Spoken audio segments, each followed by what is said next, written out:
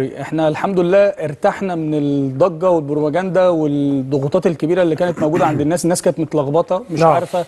اتحاد الكوره هيقرر ايه، هيجيب مدرب اجنبي ولا هيجيب مدرب مصري، في ظل ان كان في تضارب على اسماء كتيره جدا بيتم عرضها سواء من خلال السوشيال ميديا او من خلال الاعلام.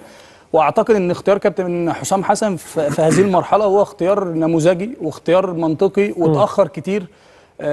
يعني الفترة اللي مشي فيها كيروش أنا كنت شايف إن دي أمثل فترة يتولى فيها كابتن حسام حسن المسؤولية، لأن هو اسمه تاريخه قبل فيتوريا، يعني قبل فيتوريا اسمه وتاريخه وخبراته الكبيرة ونجوميته تساعده إن هو يعمل حاجة كويسة مع منتخب مصر، وإن إحنا مش في حاجة إن إحنا نجيب مدرب أجنبي في الوقت الحالي. إحنا محتاجين حد عارف اللعيبة كويس، دارس الوضع كويس، حاسس بالناس، عارف المنتخب محتاج إيه.